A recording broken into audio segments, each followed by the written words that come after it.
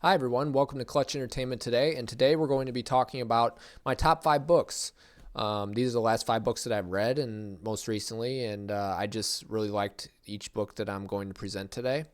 They are a number of good books. They're all Christian books, but they all have a different meaning and they all have a different take on things.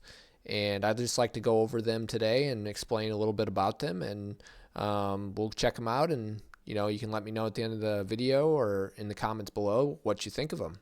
So the first book I'm going to talk about is Screwtape Letters. This is probably one of my favorite books. I don't know if you can see it very good. Yeah, Screwtape Letters.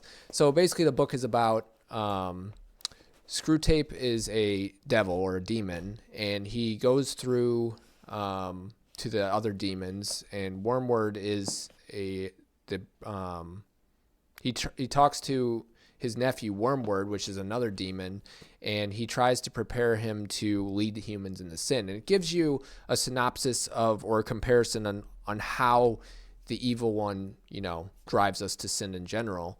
So he teaches the demon to like put little wedges between the man and the woman, and he teaches him to lie on certain things, and he teaches him to gives these little power of suggestion in our lives. And that's a really crazy thing, because a lot of times we think about, oh, this is our thoughts, this is what we're doing and I'm in control. But a lot of the times we get all these little ideas or temptations in our lives, and it gives us that feeling like, what, maybe I should do that. Or it's these thoughts that we get in our brain, they're not all of ours. We're just observers for the most part. And that's why a lot of times when we suffer with like anxiety and other things, it's all caused by, the thoughts we have. And sometimes our thoughts are good, which comes from God, and sometimes our thoughts are bad. But as far as this book goes, Screwtape Letters, it's a really good book about like how demons get to us and how we can prepare ourselves to, watch out for these signs. It's not exactly a Catholic book. It's more so of a Christian book. C.S. Lewis may have been Catholic. I'm not really sure, but I have a few of his books that I'm talking about here. But Screwtape Letters is probably my favorite book out of all of them, and I just really like the take on how we go through things in this book, and how the devil gets to us, and how he puts like these little wedges into our lives and tries to put these things in. And then when they fail, like in the book, it talks about how the person who is being tempted, like sometimes passes and sometimes he fails. And then when he passes, the demon's like when the demon's not happy when he passes, but the demon's like upset with Wormwood, which is his nephew, about basically like, come on, you got to do this better, try this different strategy, try to do this to tempt him. It's a really good book overall, and I definitely recommend it. So the next book I'm going to talk about today is The Four Loves. That's another book that C.S. Lewis has. It's this one right here. So basically you can get all these books on Amazon. I can put the link to the collection below. But The Four Loves is basically a book about the 4 types of love. There's 4 types of love in general. There is storge, which is the empathy bond, like how we show our love, and it's a natural love. It's shown like like a parent to a child, or it's more of like a need love, or built-in or ready-made kind of love that C.S. Lewis talks about. And so it's more so of like going in someone's shoes and understanding and showing that love in that empathy bond way.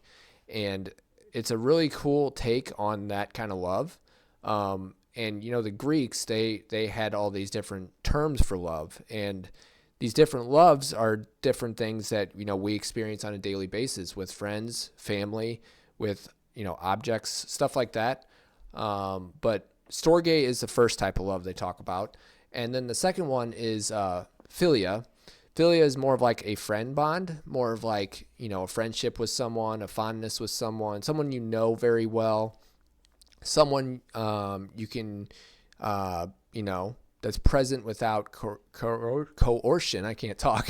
And it's more of like a fondness due to familiarity, and something that's, someone that can be loving and without risk. It's more of like something that like a true friendship. It's like an appreciative love, and it's something that we all need. We all need that philia friend bond.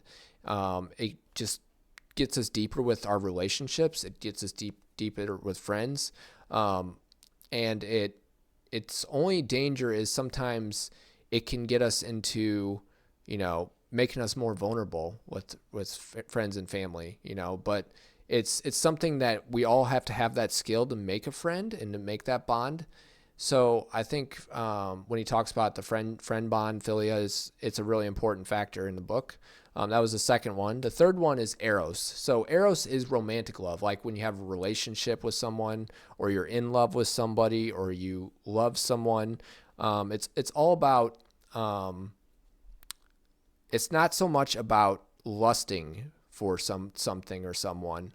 Eros is more of a like real love. Like it's a love that is a given love that's made for sharing. It's not exactly about sexual activity. It's more so about giving yourself and sacrificing what love you have for that person, sacrificing what you are trying to give to this person. It's a need that we all have, the eros love. We all want to have that romantic love with others, like especially a partner, but it's the sense of being in love or loving someone deeply. That's what romantic love is. And he talks about how basically it's basically a profound experience, but we shouldn't overlook it to the point of like, suicide or murder. That's what C.S. Lewis describes it as. And it's a very, very important love that we have, and it's a very important factor in, how we have friends or how we have families in general. And then the last love is unconditional or agape love. So this is a type of love that basically, we have for God, we have for nature, we have for pretty much everyone and anything. Even some, like we have unconditional stands for it's for loving without some kind of requirement. That's what unconditional love is. And C.S. Lewis talks about it and explains it's the most selfless love. It's the love that we can give and we don't have to have anything in return. It's basically something that we all are built for, and that's how God made us. He made us all for unconditional love. And that builds the factor of, wanting to be better, wanting to help others, wanting to, build your life in general, and giving yourself to others and giving your gifts and talents is the unconditional God love, agape. And it's also loving God in general. If you're religious, you love God, and basically when you love God, you're saying, I'm offering myself to you, Lord. Like, what can I do to, offer myself up? And the biggest thing is, giving your service and your sacrifice to the Lord, whatever you do. So basically that's C.S. Lewis's second book, called The Four Loves, which that's another one of my favorite books. The third book I'm going to talk about is called The Great Divorce. It's this one right here. And basically the Great Divorce is talked about. There's this man who goes on a bus, and he travels on this bus, and they go like in big land, like with the trees, river, and such. And basically he has to discover what really happened to himself. He realizes he's no longer in a solid body. He and everyone else on the bus are all ghosts now, and they're all spirits, and they've come to try and convince, the spirits to come to these mountains and such. But in the end, the narrator doesn't like, which is the main character, doesn't really know where to go, and doesn't really, he tries to find, heaven, because he realizes that in the end he's dead. There's something called a gray town, which is hell, and some people think it's like purgatory, but it's not. But overall, like, the book is really good, and it discusses like afterlife in general. And C.S. Lewis goes over what the afterlife is in this, and how it relates to God in general. But overall, I would definitely recommend this book, The Great Divorce. It's a pretty good book too, and I will provide a link for that also. And then my fourth book I have here is called The Fire Within, Desire, Sexuality, Longing for God. So this book basically talks about how all of our energy in our lives derives from God, like sexual energy, our regular energy every day. When people have, struggles with sexuality, they can direct them in different ways. And the author, Ronald Rolheiser, discusses how we can direct those things to God, and how we can put ourselves like before God in these ways. And a lot of people struggle with, sexual desire in this world, and a lot of people struggle with personal sexual feelings, and they don't know where to direct these things. So it's basically talks about how you can channel these things, and how you can put these things through the lifelong struggle with God, and offering it up to God. And God wants us to go through these things, and he wants us to, find our ways to bring this energy to God, instead of back to God, basically like a recycle, instead of using it outward towards inappropriate things like, porn, masturbation, all that stuff. But overall, like, it was a really good book for me. It's an easy read. It's like 100 pages, and the author really does a good job. I was recommended it from one of my priests. He gave it to me and said, hey, you should take a look at it. And I ended up reading it in 2 hours, so I thought it was a really good book overall. But yeah, you check it out. It's called The Fire Within. And then the last book I'm going to talk about is something I don't have the book with me. I borrowed it from my brother. I didn't read the whole book, but I got some ideas from the book, which is really, really cool. It's called Theology of the Body. It's by Pope John Paul II. And it was a really good book also. It talks about, what it means to be married, what it means to be celibate, what it means to be what it means to be a virgin.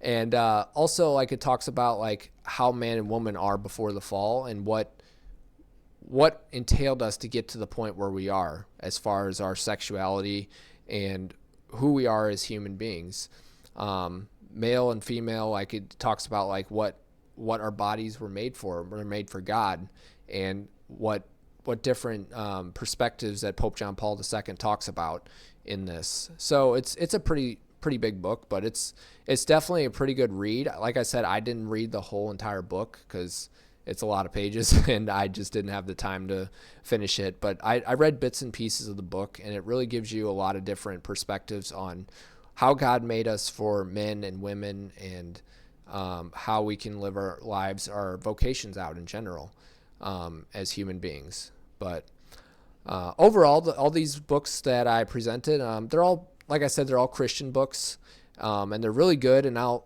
provide links to all of them in the description below. But I just wanted to talk about these books because they mean a lot to me, and that's the best. They're probably the best books that I've read. I mean, they're the last 5 books I've read, but they're probably the best 5 books that I've read. C.S. Lewis, the author I was talking about before, has a lot of different books on, like, there's like a whole collection of them, and I will definitely put that link in the description below too, and I'll put the description of everything else. But there's like a ton of different books out there by these authors, and they all have good ideas, and you should check out these books, if you get some time. They'll definitely inspire you, and definitely give you a different perspective on how you feel and think with these different, with love, with sexuality, with how, evil tries to tempt us, how we can, fight hard and come back to God. So thank you for watching Clutch Entertainment today. If you have any additional questions or comments, you can just leave them in the comment section below. And thank you very much for watching today, and have a great rest of your day. and I'll see you next week. Bye.